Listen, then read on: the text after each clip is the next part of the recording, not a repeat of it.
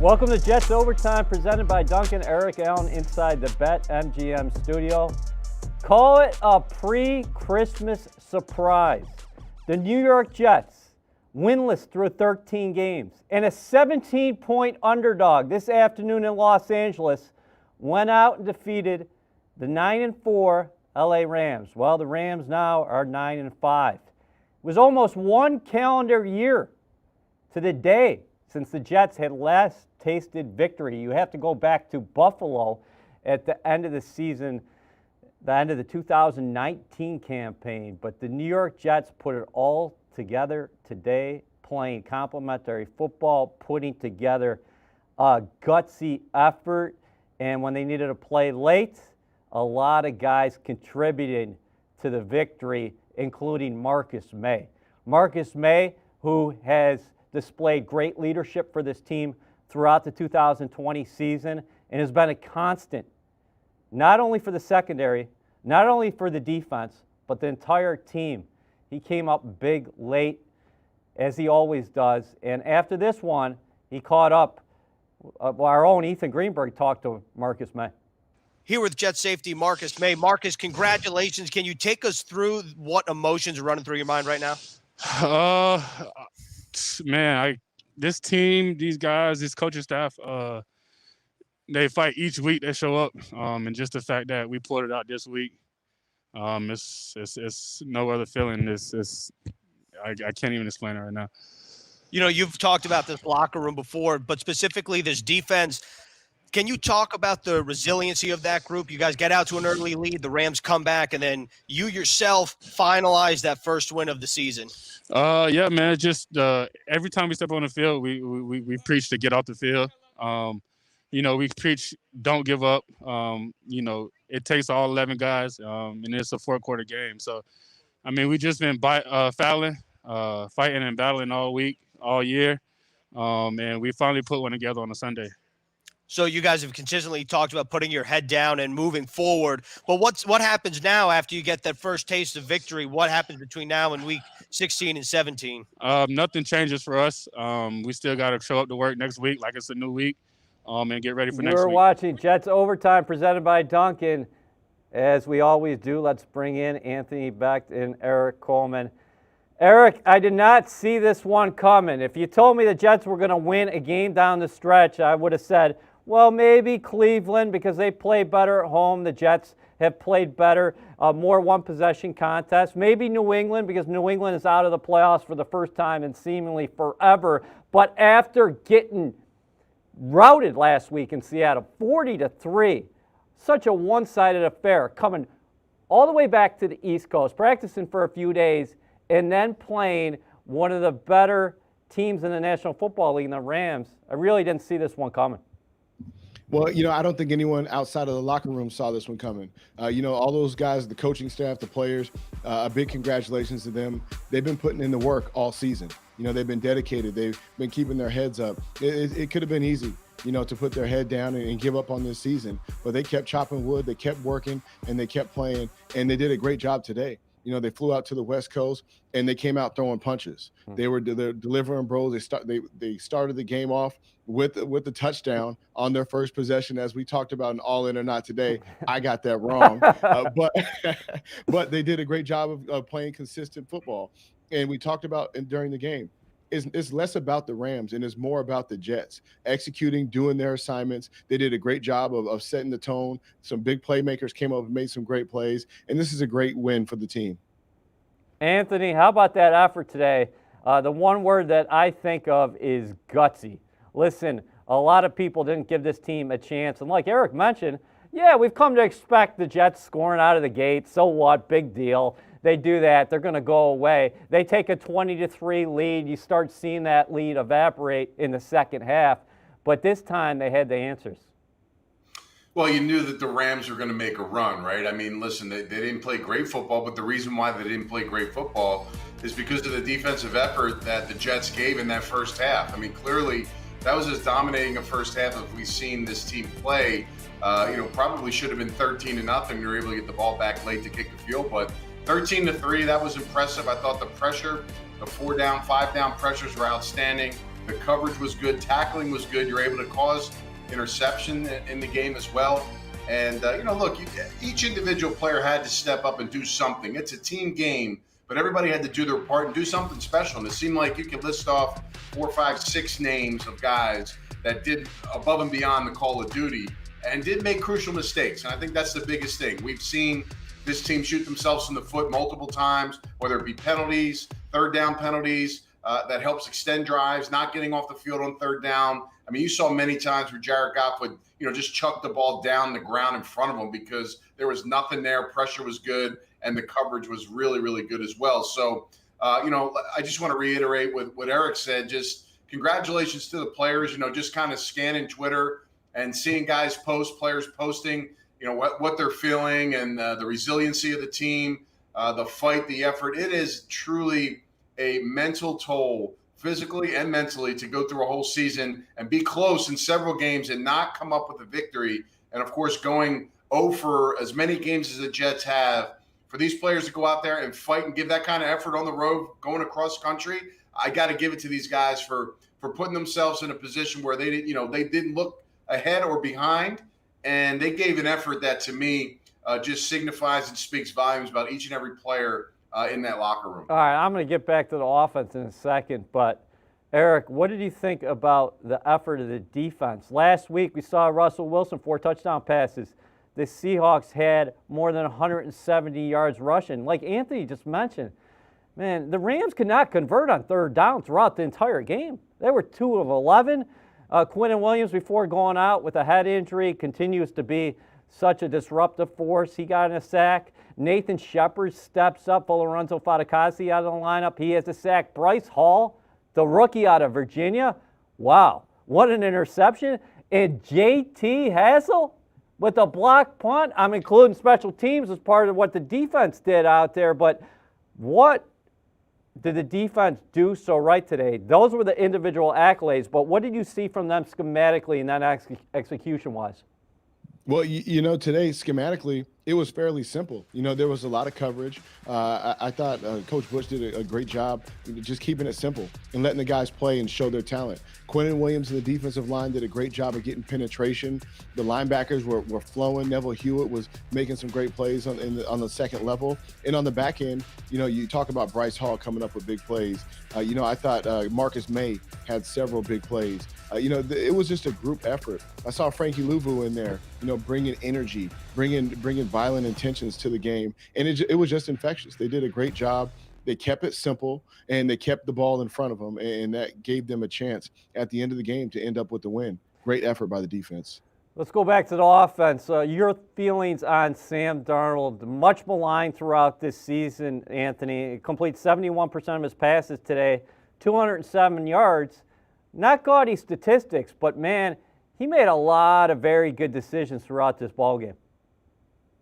Absolutely. The completion percentage to me is something that stands out.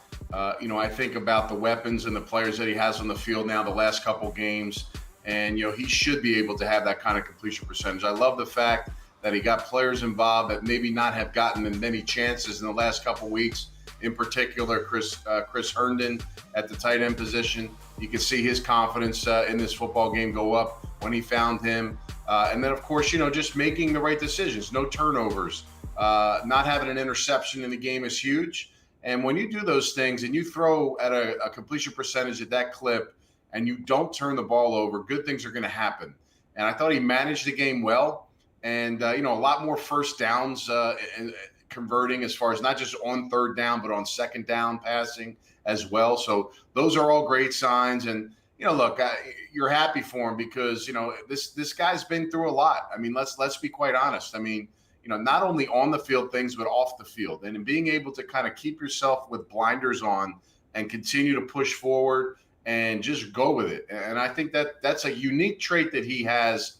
He could easily fold the tank and just go a different direction. We've seen quarterbacks in the NFL every week, every year do those kind of things when the pressure's on. And, he went out there, and I think we always said this week in and week out, just go out there and just play. Have fun, relax, don't even worry about it. You got no pressure. Today seemed like one of those games where he was kind of having some fun and just, doing his job. I mean, at the end of the day doing his job. And that's the biggest, I think, the takeaway that I had in this football game about him. And no mistakes is clearly the biggest thing. And it kept you in a game. That's basically what you want at the end of the day. So much to talk about regarding the Jets quarterback situation. In fact, Sam Darnold, in his third year as a professional, this is the first time he played back in Southern California since he out-dueled Josh Rosen. Of course, that was USC taking down UCLA. Today, it was the New York Jets, a 17-point underdog, beating the LA Rams. Let's go back to SoFi Stadium and hear from the aforementioned Sam Darnold. Sam, could you just talk about the sense of emotion you were feeling as you were taking the knees in the victory formation at the end? Yeah, I mean, it's the greatest feeling in sports, to be able to ice the game out and know we had it. I mean, it's the best, for, just that drive alone, we knew we couldn't give it back to them. And for us to be able to execute when we really needed to, I mean, that was obviously something we haven't done all year. And to be able to, execute and see it kind of come all into fruition, I think that was the biggest thing for us. And it was an amazing feeling. Sam, how good do you feel for your teammates and the coaching staff, given that you were 0-13 coming into this game, coming off a 37-point loss on the West Coast as well, and then to come out and get this victory against a very tough Ram defense, in particular at defense? Yeah, I mean, again, I thought we had a really good plan. I thought we executed really well. But the biggest thing for us was consistency throughout the game. For us to be able to, continue to run the ball, continue to throw it. And for me, just getting the ball out in a timely manner, not taking so many negative plays and, not throwing the ball to the other team, it's huge. And so we were staying positive, even if, we had a setback, whether it's a holding or, that personal foul penalty. We were able to stay positive after that and, end the drive with a kick. And, that's what Coach Gase, that's what all the coaches talk about. And that's what we talk about as players, ending the drive with a kick. And for us to stay in as many manageable down and distances as we could during that game, I thought our guys did a really good job. Sam, could you describe the 3rd and 6 before the 2-minute warning there, what you're looking for and kind of when you saw Frank flash open? Yeah, I mean, it was a pretty simple design. And Frank was, when he got to the middle, there was no one around him. And so he was waving his arms and I was like, all right, Frank, I see you, And so I just kind of dumped it down and he did a really good job. Something that we teach all the time. When he caught it, he just, backed his way to getting a first down. He didn't even turn his shoulders. He just, started backpedaling once he caught it. So, it was a great job by Frank that whole last drive. You are watching Jets Overtime, presented by Duncan. Eric Allen inside the BetMGM studio, joined as always by both Eric Coleman and Anthony Becht. Eric, what did you think about the series of plays at the end of that ball game? It looked like there was going to be a punt return touchdown, and Braden Mann made a hell of a game-saving tackle, it turns out. Then later on 4th down, Marcus Maye with the PD that we've come to expect from him. And then finally, 3rd and 6, Rams out of timeouts. The Jets need 6, and Sam Darnold checks it down to the future Hall of Famer, the NFL's 3rd all-time leading rusher, Frank Gore. It was awesome to see. I mean, when you see the Jets punt it down there and he's returning the ball, and that punt returner was dangerous, and he broke one and he's going up the middle, and Braden Mann comes through and just lays down the lumber and has that game-saving tackle to give the Jets another opportunity to have the defense come out. That was huge. And then you go through that series. Marcus Maye makes one heck of a play on 4th down in man-to-man coverage. They take a shot at him. He knocks it down. Gets the ball back to the offense, and to close it out with Sam Darnold taking a big hit, delivering it to Frank Gore. I mean, it was just a great team effort. It speaks to every aspect of the game. You have the offense, defense, and special teams all contributing in the 4th quarter when it mattered, and that's what it's going to take. That's what it takes. It takes complementary football. It takes everyone stepping up and making big plays, fighting through adversity, and keeping your head up. And they did a great job of keeping their head up today and ended that game. One guy who kept his head up throughout this game was rookie punter Braden Mann. He averaged 49.4 yards a punt, including a long 57-yarder. But we're not going to forget about his tackle there in the fourth quarter for a long time. For more on that, let's go to Ethan Greenberg. Here with Jets punter Braden Mann, the guy that made the game-saving tackle. Braden, let's just start right there. Can you take us through the punt and the tackle? I mean, that returner is slippery. You know, he split about 6 guys, and he just kind of made it through, and I just reacted. I didn't really think a whole lot, and I guess I was in a good position by accident, kind of. How's the body feeling now, though? Because the broadcast had a shot of you kind of grimacing. Yeah, it's all right. Yeah, I'm good. I got a little neck in there, but I'm good. It was fun once I got to the sidelines. Got evaluated. I'm all set. So now that the game is over and you're getting a lot of recognition from your teammate, Sam Darnold just spoke to the media and said that Braden Mann basically saved the game with your tackle. So what is it like for you having a crucial role, a more, I would say, centralized role in the team's first victory of the 2020 season? I mean, I don't think I have any more role than anyone else did. You know, it was just a team win, and I'm just trying to do my job, and that's my job. So, you know, I'm 11th guy. I'm an 11th possible tackler. So I was trying to do the job best I can. And, you know, defense made a huge stop on that last possession. I didn't get to see it, but they made a huge stop there. And, you know, it was everybody coming together. It was a good team win. Good on all 3 phases, really. You're watching Jets Overtime, presented by Duncan. The New York Jets are now 1-13 on the year. Their first victory comes in Los Angeles, a 23-20 triumph over the previously 9-4 Rams. The Rams right now 9-5, a game behind the Seattle Seahawks in the NFC West.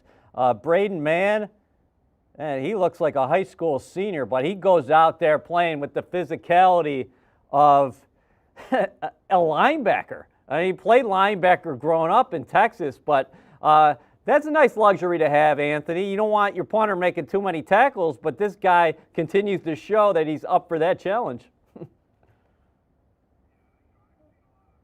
Punters kind of do some bad things in those situations and look really silly.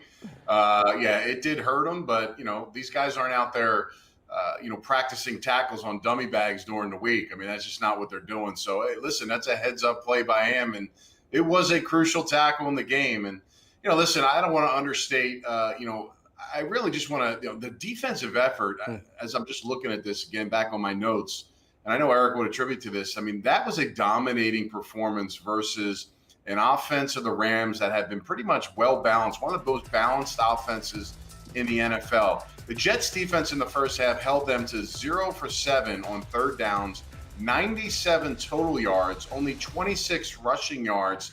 They forced the interception, and then they also had the blocked punt, which, you know, to me is that's a defensive play as well. So that is I mean, there were no answers for the Rams. They shouldn't have had any points. Let's be honest. I mean, they got lucky that they got the time at the end of the game to actually drive down the field and get majority of those yards, to kick that field goal. Because if it wasn't, it would have been even worse for them. So I think, McVay, I mean, you're talking about a guy that is really good at game planning and understands and sees the flaws of defenses and tries to take it apart and things of that nature. I think the fact that you have a coordinator that's only in his second game, tweak some things up, change some things, that kind of, when you look at some of the smart quarterbacks throughout the NFL, they look for the reasons why things happen because of their experiences. If a safety comes, this guy's going to be in that place. If someone falls out, this guy replaces that guy, and they go by that because of their history of what they see. They haven't had really a history of Coach Bush's defenses in the look. So any wrinkle that he brings to the table could be something they had not worked on. And again, it clearly caused confusion for them. And, that was the reason why they won the game. The first half domination of the defense, and then, of course, offense taking advantage of that, was the reason why this Jets team in the second half end up winning that football game. So, Eric, you got to be feeling quite good right now. We got the tight end praising the defense up and down. He's not talking offense. And I think he's making tremendous points. Neville Hewitt, guys, again, he's been so solid at the Mike linebacker position. 10 tackles. You mentioned Frankie Louvu before. He just gave you that physical presence. And, you saw him before the game, pumping everybody up. He's another guy who just goes 100 miles per hour. I think the Jets may have found somebody here in Javelin Guidry, an undrafted free agent who's playing the nickel position for them, a rookie out of Utah. He's playing really well. We saw Bryce Hall. We talked about his ball skills at Virginia, right? Man, that was a big-time interception against Goff in the first half. And Marcus Maye has been the constant presence in there. And then Anthony's right, Eric. They were winning at the line of scrimmage today. The defense was winning the battles at the line of scrimmage. Yeah, I mean, and that's where the game is won and lost, is at that line of scrimmage. And I thought that Quinnen Williams set the tone early. Shepard had some great plays in there, and it was disruptive in the backfield. And that throws off your whole offense. The Jets came out, they were throwing punches early, and they were throwing them often. And that's what it takes to win. You have to get off to a fast start. They've been doing that in the past offensively, going down, scoring on the first possession. But defensively, it's taken them a while to get into the game. Today, for some reason, they came out ready to go. They were swinging, and it was great to see. Another guy I want to give a shout out to is Arthur Millette. You know, a guy who's played corner, who's playing safety now, and doing one heck of a job back there. You know, Roman making great tackles in the open field, enforcing, laying down hits. I mean, this defense played together, and it was a beautiful thing to see them play as a unit and with as much enthusiasm and energy as they did. All right, let's go right back to SoFi Stadium and hear from Jets head coach Adam Gase. Thought the guys did a good job of all three phases working together. We had some big plays in the game. We did some good stuff, in the closing minutes to finish it off. We had a little lull there at the beginning of the fourth quarter where we got to get some things cleaned up, help us not, kind of keep the lead we had. But I thought the guys did a great job of keeping their head down, working, finishing the game the right way. Adam, can you describe your emotion as the clock, as you got victory formation 3 times, and what did you say to the players afterward? It's probably I don't think I've paid attention to the victory formations as much as I did this game, because I was just making sure we were good, didn't want anything going on, just kept talking to Sam about getting our guys back in the huddle, making sure that he did the right thing with using the clock. It's been a while since we've been in that. So, just after the game, I'm just happy for our guys. I mean, they've done such a great job of how they've worked, been through a lot of adversity. It's, been too long for us to even remember what a win feels like almost. It's great to see those guys that excited. Adam, again, you guys got off to a great start, leading at the half. Everything was going in your favor. It didn't end up being an easy victory, but talk about the team's resilience, to be able to pull off that win and to get that first win of the season. Yeah, I mean, anytime you're playing a team like that, that's pretty good. I mean, it's the number one defense. I mean, their offense has tons of players, guys that can make. I mean, you saw it today. I mean, it just takes 1 or 2 touches, and all of a sudden they're from one side of the field to the other very quickly. The guys just kept coming back, wiring in. I thought the defense coaches did a great job of, being aggressive in the right way. We had some, I can't say enough what Marcus Maye, what he did in this game. I mean, he almost tried to end it himself with an interception, but then he made a hell of a play at the end of the game. I mean, I'm just glad that he was out there. Get running for less at Dunkin' with a $1 medium hot coffee with a sandwich purchase. America runs on Dunkin'. Participation may vary. Exclusions apply. Limited time offer. You are watching Jets Overtime, presented by Dunkin'. And Eric Allen here inside the BetMGM studio as we bring back Anthony Becht and Eric Coleman. Anthony, there are fans out there right now who know the situation, the bottom line. This is a very educated fan base, and this is a winless football team entering Week 15. The Jets get their first win. If the Jacksonville Jaguars don't win in either of their final 2 games, they will have the number 1 overall selection in the 2020 draft. Yeah, I mean, listen, I think, moving forward as you evaluate all the players on this roster, I think we can all probably say that if Sam were to have some more pieces, around him, that he's got the skill set to win and do some good things. I think that, probably for the most part, we haven't seen a 4-quarter game out of him because of the ups and downs of whatever that may be. Injuries, guys in and out, the back and forth throughout the seasons. You're not making excuses for him, but you do see the pieces of the puzzle that can be placed to really have success with Sam. Now you're in a circumstance that if it ended today in that second spot, you have a ton of draft ammo. You have the number 2 pick of the draft where, okay, if fans think that Trevor Lawrence was a savior or some type of guy, well, there's another tackle out there from Oregon. There's a couple other players, man, that could step in and solidify some spots for the next 10 years as well. You got a guy like Beckton. Joe Douglas is has done a phenomenal job in this past draft, and you really got to put your trust in him to really make some moves. And of course, you have all of that money to spend in free agency to load up and sprinkle in some of those higher end star players that have become available. So, look, you can have a big turnaround regardless of the situation. You got to be realistic about it. Not one guy is going to change everything. So, listen, the more pieces that can be brought together, the better for this organization. So we'll see how it all plays out. I mean, again, we still have 2 games left. Anything can happen. Anybody can lose. Anybody can win. But, I think right now, no matter what, the Jets are in a good spot moving forward for the organization, after this season ends. I'd agree with that. And, Eric, you have multiple needs. Otherwise, you wouldn't be in this situation to begin with, that 0-13 to start the year. Right now, the Jets, of course, celebrating their first victory, and rightfully so. So when you look at the roster, you have multiple areas that you're going to try to fill the voids in during the offseason. And Joe Douglas, if we look at his first draft class, I think there are a lot of encouraging signs right now. Yeah, I mean, Anthony said it. You have to put your trust in Joe Douglas and what he can do during the draft, in free agency, and it was never going to come down to one player. This is a team that needs to address several issues. There's a lot of money to spend in free agency. There's a ton of first-round picks. There's a lot of draft picks that are going to build this team.